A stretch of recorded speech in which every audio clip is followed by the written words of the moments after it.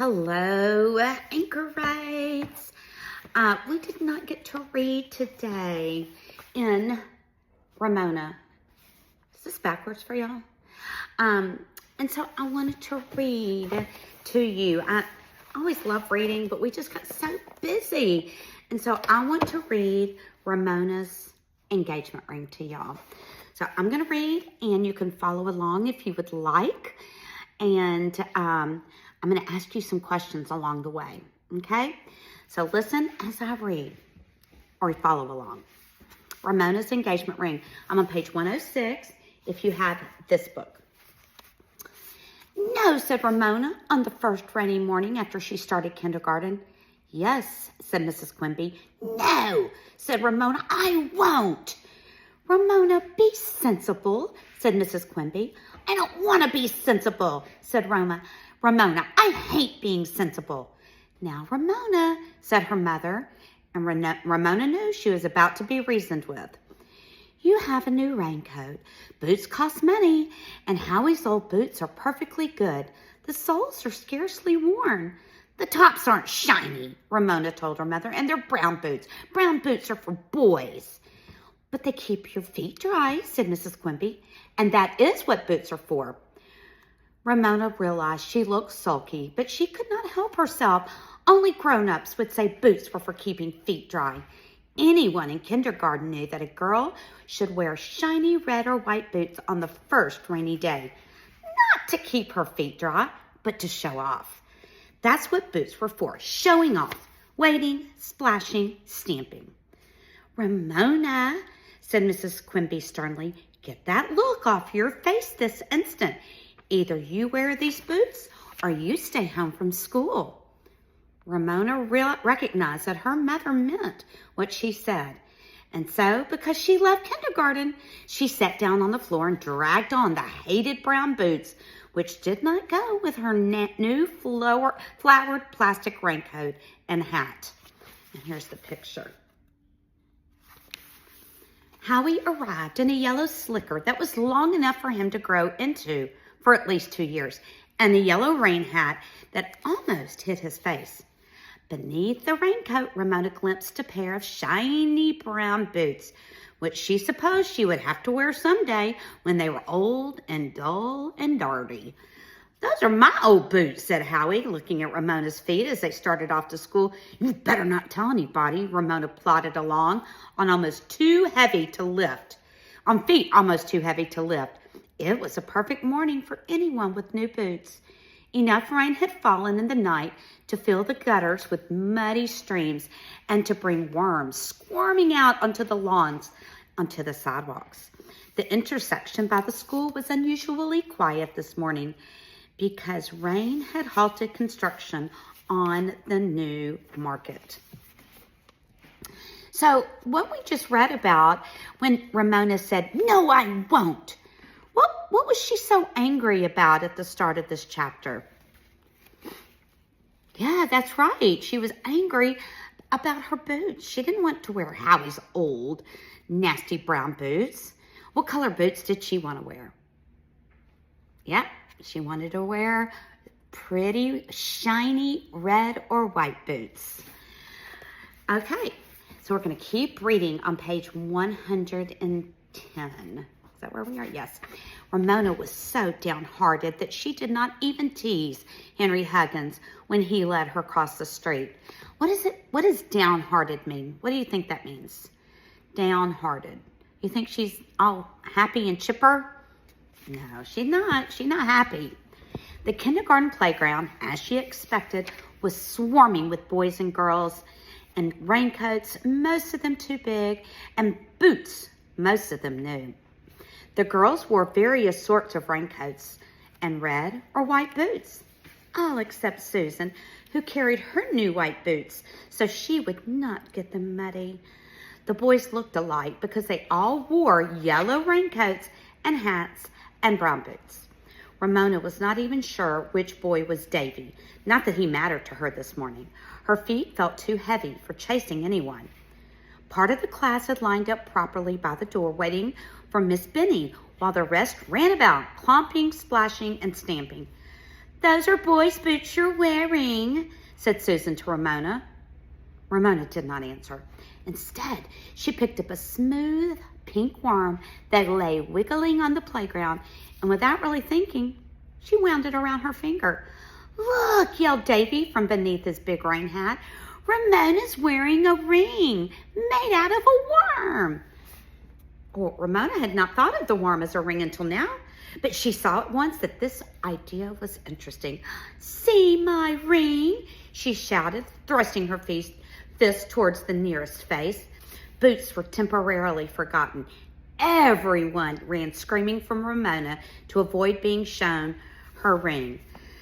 "See my ring, see my ring," shouted Ramona, racing along the playground on feet that were suddenly much lighter. When Miss Benny appeared around the corner, the class scrambled to line up by the door.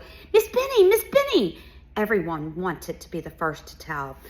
"Ramona is wearing a worm for a ring." "It's a pink worm," said Ramona, thrusting out her hand. "Not an old dead white worm." "Oh, what a pretty worm," said Miss Benny bravely. "It's so smooth and pink." Ramona elaborated. "It's my engagement ring." "Well, who are you engaged to?" asked Anne. "I haven't decided," answered Ramona. "Not me," Davy piped up. "Not me," said Howie. "Not me," said Eric R. "Well, Ramona?" Miss Benny was searching for the words. "I don't think you should wear your ring during kindergarten. Why don't you put it down on the playground in a puddle so that it will stay fresh?" Ramona was happy to do anything that Miss Benny wanted her to. She unwound the worm from her finger and placed it carefully in a puddle where it lay limp and still. So Ramona, she picked up a worm and she wound it up around her finger, and she called it her engagement ring. To who did she say she was engaged to? Do y'all remember? Was it Davy? Was it Howie? Or did she say she had not decided? That's right. She had said she did not decided. Very good. Excuse me. Well, after that, Ramona raced around the playground with a worm around her finger whenever her mother made her wear Howie's old boots to school. And when everyone asked who she was engaged to, she always answered, "I haven't decided." "Not me," Dave always said, followed by Howie, Eric R., and any other boy who happened to be near. Well, then one Saturday, Miss Quimby examined Ramona's scuffed shoes and discovered that not only were the heels worn down, the leather of the toes were worn through because Ramona stopped her lopsided two-wheeled tricycle by dragging her toes on the concrete. Mrs. Quimby had Ramona stand up while she felt her feet through the leather. "It's time for new boots," said Mrs. Quimby. Mrs. Quimby decided, "Go get your jacket and your boots and we'll drive down to the shopping center." "But it isn't raining today," said Ramona. "Why do I have to take boots?" "Well, to see if they fit over your new shoes," answered her mother. "Hurry along, Ramona." Well, when they reached the shoe store, Ramona's favorite shoe salesman said, as Ramona and her mother sat down, "What's the matter with my little Petunia today? Don't you have a smile for me?" Ramona shook her head and looked sadly and longingly at a row of beautiful, shiny girl boots displayed on one side of the store. There she sat with Howie's dingy old brown boots beside her. How could she smile? A babyish nursery school girl who was wearing new red boots was rocking joyously on the shoe store's rocking horse while her mother paid for her boots. "Well, we'll see what we can do for you," said the salesman briskly as he pulled off Ramona's shoes and made her stand with her foot on the measuring stick. Finding the right pair of Oxfords for her did not take him long. "Now try on the boots," said Mrs. Quimby in her no-nonsense voice when Ramona had walked across the shoe store and back in her new shoes. For a moment, as Ramona sat down on the floor and grasped one of the hated boots, she considered pretending she could not get it on. However, she knew she could not get away with this trick because the shoe store man understood both children and shoes. She pulled and yanked and tugged and managed to get her foot most of the way in. When she stood up, she was on tiptoe inside the boot. Well, her mother tugged some more, and her shoe went all the way into the boot. "There," said Mrs. Quimby. Ramona sighed. The babyish nursery school little girl stopped rocking long enough to announce to the world, "I have new boots." "Tell me, Petunia," said the shoe man, "how many boys and girls are in your kindergarten?" 29, said Ramona with a long face. 29, most of them with new boots. The happy-booted nursery school baby climbed off the rocking horse, collected her free balloon, and left with her mother. The shoe man spoke to Mrs. Quimby. "Kindergarten teachers like boots to fit loosely so the children can manage by themselves.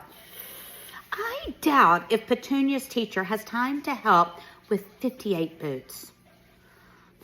Well, I hadn't thought of that," said Mrs. Quimby. "Perhaps we had better look at boots after all." "I bet Petunia here would like red boots," said the shoe man. When Ramona beamed, he added, "I had a hunch that would get a smile out of you." When Ramona left the shoe store with her beautiful red boots, girls' boots, in a box which she carried herself, she was so filled with joy, she set her balloon free just to watch it sail over the parking lot and up into the sky until it was a tiny red dot against the gray clouds. The stiff soles of her new shoes made such a pleasant noise on the pavement that she began to prance. She was a pony. No, she was one of the 3 billy goat Gruffs, the littlest one, tripping-trapping over the bridge that the troll was hiding under. Ramona trip-trapped joyfully all the way to the parked car, and when she reached home, she trip-trapped up and down the hall and all around the house. "For goodness sake, Ramona," said Mrs. Quimby, while she was marking Ramona's name in her new boots, "can't you just walk?" "Well, not when I'm the littlest billy goat Gruff," answered Ramona, and trip-trapped down the hall to her room. Unfortunately, there was no rain the next morning, so Ramona left her new boots at home and trip-trapped to school, where she did not have much chance of catching Davy because he could run faster than she could trip-trap in her stiff new shoes. She trip-trapped to her seat, and later, because she was art monitor who got to pass out drawing paper, she trip-trapped to the supply cupboard and trip-trapped up and down the aisles, passing out paper. "Ramona, I would like it if you walked quietly," said Miss Benny. "But I am the littlest billy goat Gruff," explained Ramona. "I have to trip-trap." "You may trip-trap when we go outdoors," Mrs. Benny's voice said firm. "You may not trip-trap in the classroom." So at playtime, the whole class turned into billy goat Gruffs and trip-trapped around the playground, but none so joyfully or so noisily as Ramona. The gathering clouds, Ramona noticed, were dark and threatening. Sure enough, that evening, rain began to fall, and all night long it beat against the south side of the Quimby's house. The next morning, Ramona, in her boots and raincoat, was out long before Howie arrived to walk to school with her. She waded through the wet lawn, and her boots became even shinier when they were wet. She stamped in all the little puddles on the driveway. She stood in the gutter and let muddy water run over the toes of her beautiful new boots. She gathered wet leaves to dam the gutter so she could stand in deeper water. However, Howie, as she might have expected, was used to his boots and not a bit excited. He did enjoy stamping in puddles, however, and together they stamped and splashed on the way to school. Ramona came to a halt at the intersection, guarded by Henry Huggins in his yellow slicker, rain hat, and brown boots. "Look at all that nice mud," she said, pointing to the area that was to be the parking lot for the new market. It was such nice mud, rich and brown with puddles and little rivers in the tire tracks left by the construction truck. It was the best mud, the muddiest mud, the most tempting mud Ramona had ever seen. Best of all, the day was so rainy There was no construction workers around to tell anyone to stay out of the mud. "Come on, Howie," said Ramona. "I'm going to see how my boots work in the mud." Of course, she would get her shiny boots money, but then she would have the fun of turning the hose on them afternoon after kindergarten. Howie was already following Henry across the street. When Henry executed his sharp about-face on the opposite curb, he saw that Ramona had been left behind. "You were supposed to cross with me," he told her. "Now you have to wait until some more kids come." "I don't care," said Ramona happily, and marched off to the muddy mud. "Ramona, you come back here," yelled Henry. "You're going to get into trouble." "Traffic boys aren't supposed to talk on duty," Ramona reminded him, and marched straight into the mud. Surprisingly, her feet started to slide out from under her. She had not realized that the mud was so slippery. Managing to regain her balance, she set each boot down slowly and carefully before she pulled her other boot from the sucking mud. She waved happily to Henry, who seemed to be going through some sort of struggle within himself. He kept opening his mouth as if he wanted to say something, and then closing it again. Ramona also waved at the members of the morning kindergarten who were watching her through the playground fence. More mud clung to her boots with each step. "Look at my elephant feet," she called out. Her boots were becoming heavier and heavier. Henry gave up his struggle. "You're going to get stuck," he yelled. "No, I'm not," insisted Ramona, and discovered she was unable to raise her right boot. She tried to raise her left boot, but it was stuck fast. She grasped the top of one of her boots with both hands and tried to lift her foot, but she could not budge it. She tried to lift the other foot, but she could not budge it either. Henry was right. Miss Benny was not going to like what had happened, but Ramona was stuck. "I told you so," yelled Henry against the traffic rules. Ramona was becoming warmer and warmer inside her raincoat. She pulled and lifted. She could raise her feet one at a time inside her boots, but no matter how she tugged and yanked with her hands, she could not lift her precious boots from the mud. Ramona grew warmer and warmer. She could never get out of this mud. Kindergarten would start without her, and she would be left all alone in the mud. Miss Benny would not like her being out here in the mud when she was supposed to be inside singing the Donzer song and doing seat work. Ramona's chin began to quiver. "Look at Ramona," shrieked the kindergarten as Miss Benny, in a raincoat and with a plastic hood over her hair, appeared on the playground. "Oh dear," Ramona heard Miss Benny say. Drivers of cars paused to stare and smile as tears mingled with the rain on Ramona's cheeks. Miss Benny came splashing across the street. "My goodness, Ramona, how are we going to get you out?" I don't know," sobbed Ramona. Miss Benny could not get stuck in the mud too. The morning kindergarten needed her. A man called out from a car. "What you need is a few boards." "Boards would only sink into the muck," said a passerby on the sidewalk. The first bell rang. Ramona sobbed harder. Now Miss Benny would have to go into school and leave her out here all alone in the mud and the rain and the cold. By now, some of the older boys and girls were staring at her from the window of the big school. "Now, don't worry, Ramona," said Miss Benny. "We're going to get you out somehow." Ramona, who wanted to be helpful, knew what happened when a car was stuck in the mud. "Well, could you call a tow truck?" she asked with a big sniff. She could see herself being yanked out of the mud by a heavy chain hooked on the collar of her raincoat. She found this picture so interesting that her sobs subsided, and she waited hopefully for Miss Benny's answer. The second bell rang, and Miss Benny was not looking at Ramona. She was looking thoughtfully at Henry Huggins, who seemed to be staring at something way off in the distance. The traffic sergeant blew his whistle, summoning the traffic boys to return from their posts to school. "Boy!" Miss Benny called out. "Traffic boy!" Who, me?" asked Henry, even though he was the only traffic boy stationed at that intersection. "That's Henry Huggins," said helpful Ramona. "Henry, come here, please," said Miss Benny.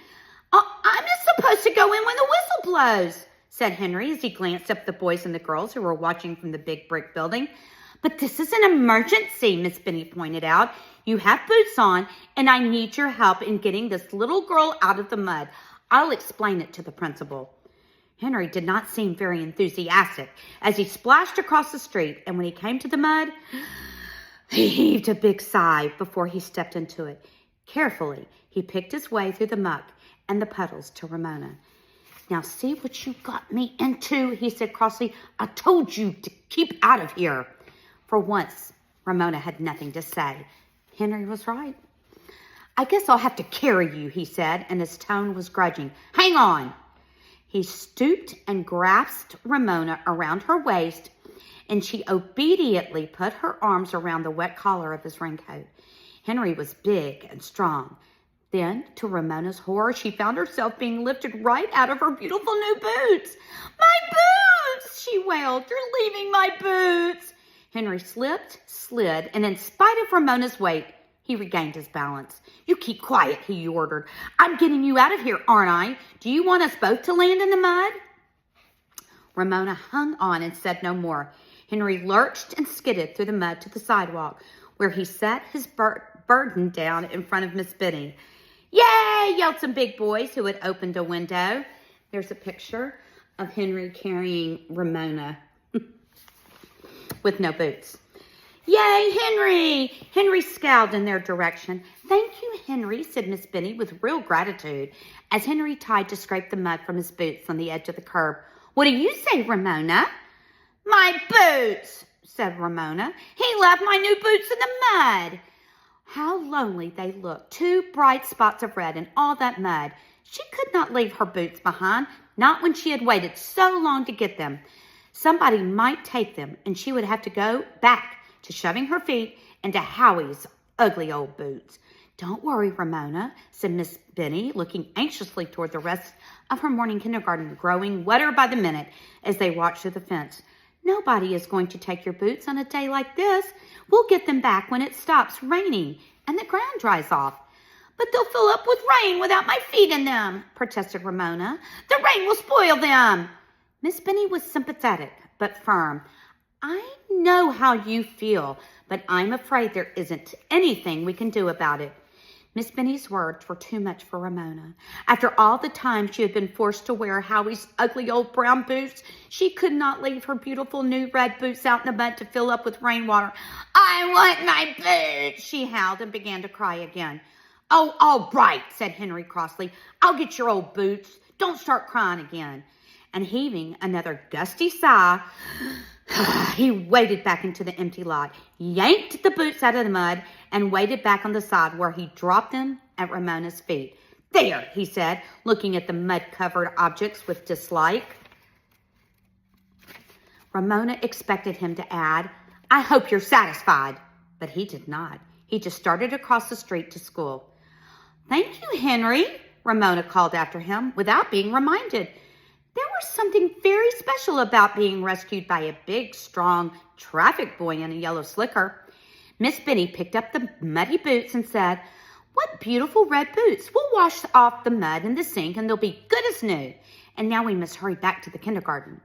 Ramona smiled at Miss Benny, who was again, she decided, the nicest, most understanding teacher in the world. Not once had Miss Benny scolded or made any tiresome remarks about why on earth did Ramona have to do such a thing.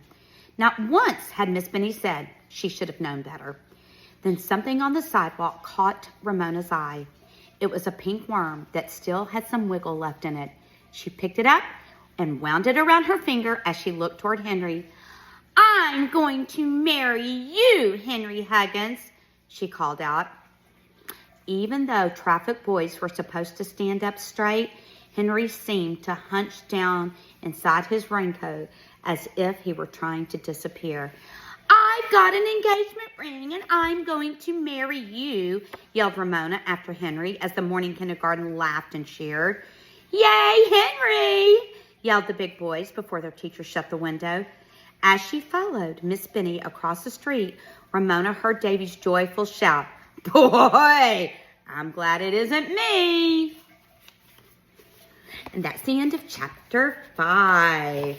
Let's see how well you read. Okay, so how well you listened. Ramona was excited to play in the mud at the construction site. What happened because she walked into the muddy mud? You remember what happened? What happened to her boots? What happened to her first, and then what happened to her boots? That's right. That's right. So tell me, which of these faces I'm going to show you is a scowling face?